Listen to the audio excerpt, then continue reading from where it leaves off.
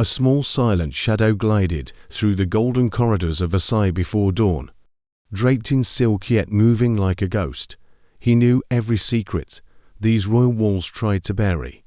He was called Nabo, a pygmy, a page, a court curiosity. But behind his small frame, for a storm that could shake the foundations of the most powerful monarchy in Europe, Louis XIV's France. What if I told you that Versailles' most whispered scandal wasn't about a mistress or a nobleman, but about a queen and her African servant?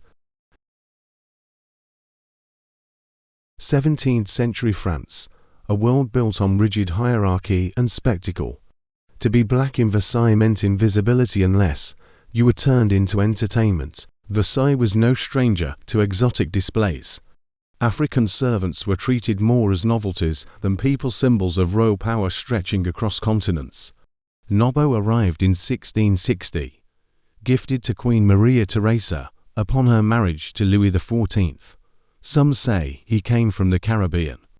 Others claim he was bought from Dutch traders. But what set Nabo apart wasn't just his stature. It was his eyes sharp, watchful, his mind quick, his tongue fluent in French, Spanish, and silence. He adapted rapidly. Where other courtiers stumbled over etiquette, Nabo moved with finesse.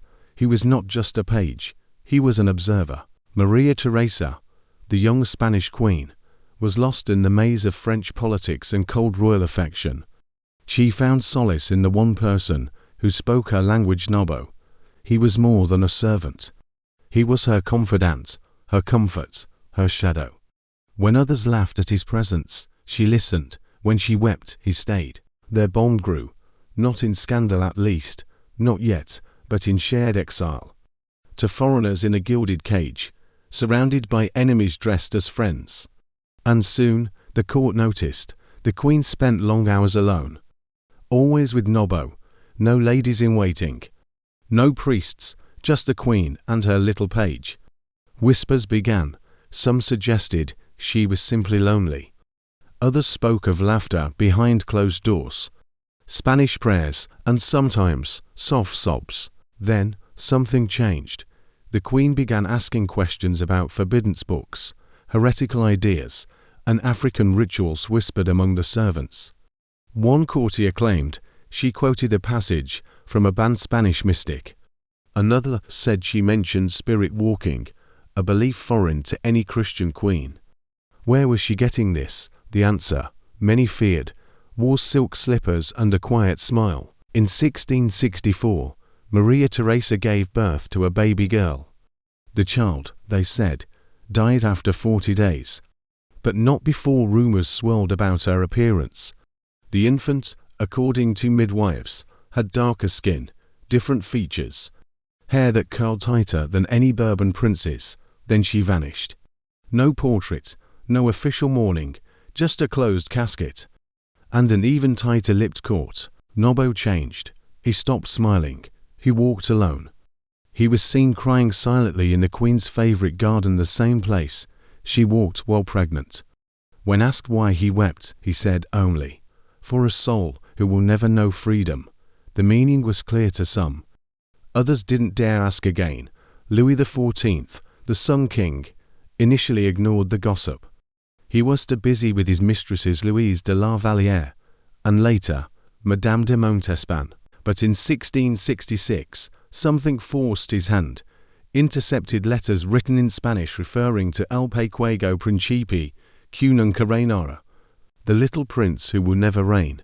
The queen, it seemed, had been writing coded letters possibly to agents in Spain. And the courier, none other than Nabo. A secret investigation revealed a chilling network. Nabo wasn't just a page. He was a messenger in a sophisticated espionage web operating under the king's nose.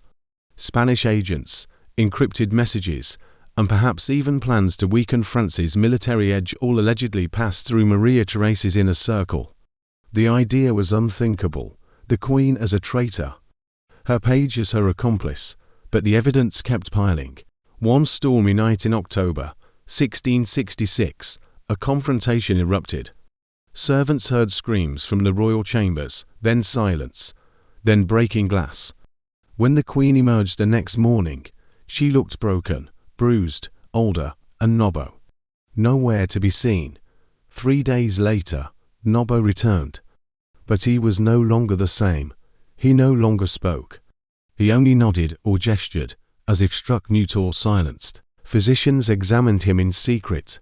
They found signs of head trauma. But the findings were buried along with the truth. The Queen retreated into intense religious devotion. She spoke less, prayed more, smiled never. And the servants around her began vanishing. Several African courtiers were transferred suddenly. Some never reached their new posts. Others were simply never seen again. It was clear, a purge was happening, one tied to Nabo and the Queen. The Sun King wanted the scandal erased from memory. In the cruel winter of 1667, Nabo died. Officially, it was fever. But those who saw his body noted warm skin, despite the cold, and strange marks around his neck. He'd been seen hours earlier, handing a small, wrapped parcel to a nun visiting Versailles. She vanished that same day. No name, no trace.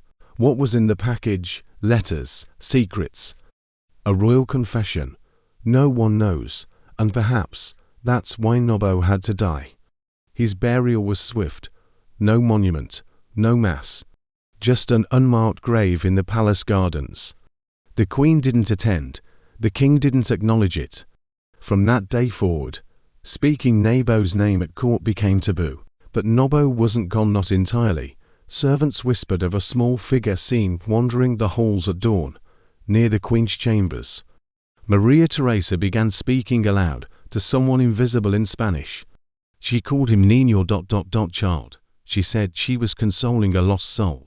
In the years that followed, memoirs like those of the Duke of St. Simon made cryptic references to a scandal involving a queen and a man of curious appearance. Even Voltaire hinted at it in private letters, writing, "There once was a romance so forbidden. It had to be buried twice, once in life, once in history." During the French Revolution, looted archives uncovered coded messages and surveillance notes pointing to a real espionage ring centered on Maria Theresa's household. Was it all true? Did Nabo father a child with the Queen? Was he a spy, a lover, or simply a pawn in a game between empires?